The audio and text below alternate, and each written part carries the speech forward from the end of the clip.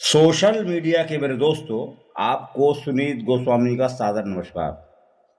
दोस्तों, न मैं चाहता हूँ, न आप चाहते हैं और न दुनिया का कोई शख्स चाहता है कि वह सुखी और खुश न रहे। प्रेमी प्रेमिकाएं चाहते हैं कि उनका प्यार बना रहे। पति पत्नी भी चाहते हैं कि उनके बीच संबंध मधुर हों और एक विश्वास जैसी कोई चीज़ बनी रहे।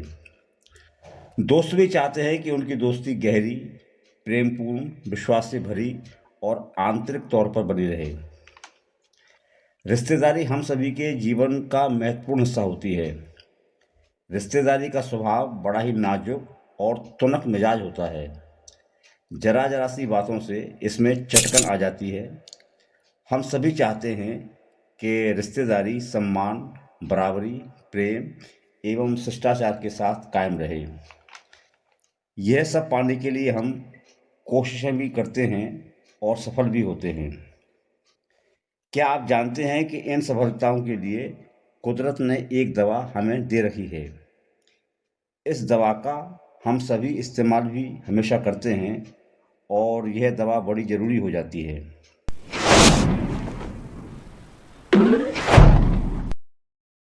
दोस्तों, का अक्सर उपयोग तब किया जाता है जब हमें कोई बीमारी हो जाती है, लेकिन यह दवा ऐसी है जो हमें बीमारियों से बचाती है, या हम कहें कि यह दवा बीमारियों की रोकथाम करती है, बीमारी होने ही नहीं देती। दोस्तों, इस दवा के बारे में मैं आपको बताऊंगा। चूँकि आप इसका उपयोग करते हैं तो आप भी इसके बारे में जानते तो हैं, लेकिन अभी इस दवा को आप आदर और सम्मान नहीं देते। यह भी एक विडंबना ही है। इस दवा को खलनायक के तौर पर रखा जाता है। हमारे जितने भी नीति शास्त्र हैं, धर्म ग्रंथ हैं, धर्मों का ठेका लेने वाले धर्म गुरु हैं, सभी इस दवा की निंदा करते हैं और इस दवा की जो विपरीत चीज़ है उसकी बड़ी प्रशंसा गाई जाती है, जबकि यह विपरीत चीज़ दवा न बनकर अक्सर जहर ही बन जाती है। चलिए दोस्तों, मैं आगे बढ़ता हूँ और कुछ दृष्टांतों पर नज़र डालता हूँ। जुए में हारने के बाद पांडवों को 12 वर्ष का वनवास और 1 साल का अज्ञातवास काटना था। 1 साल का अज्ञातवास काटने का समय जब आया तो पांडव राजा विराट के यहाँ पहचान बदल कर रहे। द्रोणाचार्य जब मर नहीं रहे थे तो कृष्ण को यह अफवाह उड़ानी पड़ी कि अश्वत्थामा मारा गया। इतना ही नहीं, युधिष्ठिर को भी कुछ ऐसा ही कहना पड़ा। अश्वत्थामा हता इति नरोवा कुंजो। राम को पता था कि लक्ष्मण की शादी भी हो चुकी है।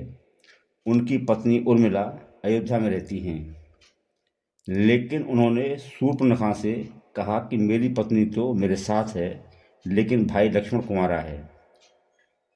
इन बातों को दोस्तों अब हम यहीं रहने देते हैं, थोड़ा और आगे बढ़ते हैं। यौवन काल में अक्सर लड़के लड़कियों के बीच प्रेम के चक्कर चल जाते हैं। यह बड़ी स्वाभाविक सी बात है और शायद ज़रूरी भी है। लेकिन अगर कोई लड़की शादी के बाद अपने प्रेम की दास्तानें पति को बताती रहे तो इसका परिणाम क्या होगा, इसकी व्याख्या की निश्चित ही मुझे ज़रूरत नहीं है। दोस्ती और रिश्तेदारी में भी हम इसी चाल से चलते हैं। अगर हम मन में आए नकारात्मक या विपरीत भावों को भी व्यक्त करने लगें तो बड़ी मुसीबतें खड़ी हो जाएं। जी हाँ दोस्तों, यही यथार्थ है।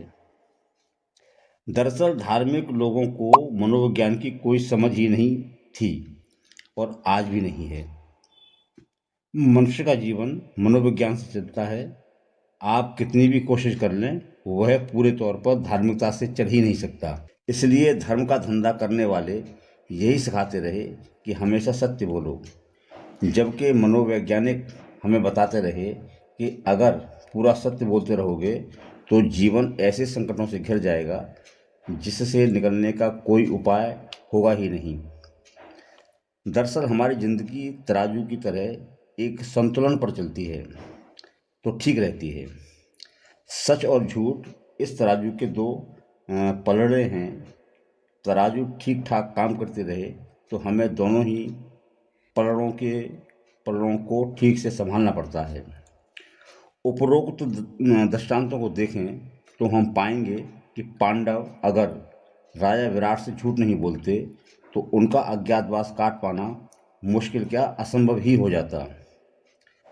कृष्ण अश्वत्थामा के मरने की झूठी अफवाह न फैलाते और फिर युधिष्ठिर उनका समर्थन न करते तो द्रोणाचार्य की मृत्यु मुश्किल ही थी और फिर पांडवों के लिए महाभारत का जीत पाना भी बहुत ही मुश्किल था। राम ने शूर्पणखा से झूठ क्यों बोला यह समझ में नहीं आता, लेकिन कोई ना कोई वजह तो रही होगी। तो दोस्तों, झूठ बोलना भी हमारे जीवन की सबसे बड़ी दवा है। ये वह दवा है जो हमारी ज़िंदगी को बीमार होने से रोकती है। हमारा कोई रिश्तेदार मानकर चलिए कार ले आए और हमारे पास साइकिल भी न हो, तो आप क्या सोचते हैं कि हमें खुशी होगी या हम ईर्ष्या के मारे तड़पने लगेंगे और जलने लगेंगे। लेकिन हमें झूठ ज़रूर बोलना पड़ेगा और हमें कहना पड़ेगा कि आपकी कार से हमें बड़ी खुशी हुई। ज़िंदगी ऐसे ही झूठों पर चलती है। पति को पत्नी से बहुत से झूठ बोलने पड़ते हैं, पत्नियों के लिए भी पतियों से बहुत से झूठ बोलना ज़रूरी हो जाता है। माता पिता को बच्चों से झूठ बोलना पड़ता है और बच्चों को माता पिता से। दोस्त भी अगर आपस में सारे सच बोलने लग जाएं तो दोस्ती कायम रह ही नहीं सकती। तो दोस्तों, आप समझ सकते हैं कि हमारे जीवन में झूठ की भी कितनी महत्ता है। मैं ऐसा नहीं कह रहा हूँ कि झूठ के आगे सच छोटा और व्यर्थ है। सत्य की तो आभा ही अद्भुत है, लेकिन यह आभा ईश्वरीय संबंधों में ज़्यादा जरूरी, बल्कि हम कहें अनिवार्य हो जाती है। ईश्वर से हम अपना जो भी संबंध मानते हों या बनाते हों, वहाँ अगर हम झूठ बोलते हैं तो इससे बड़ा अपराध कोई हो ही नहीं सकता। ईश्वर के समक्ष हम जो भी हैं हमें वही रहना चाहिए, लेकिन जब हम संसार में जीते हैं तो वहाँ के नियम अलग हैं। वहाँ हमें सत्य भी बोलना पड़ता है और झूठ भी। हम केवल सत्य बोलकर भी नहीं जी सकते और केवल झूठ बोलकर भी नहीं जी सकते। जैसे हम केवल न दिन में जी सकते हैं न केवल रात में जी सकते हैं। हमें खुशी जीवन के लिए दिन और रात दोनों की ज़रूरत होती है। बस इसी तरह सच और झूठ हमारी सुखी जिंदगी के दो अनिवार्य पोषक तत्व हैं।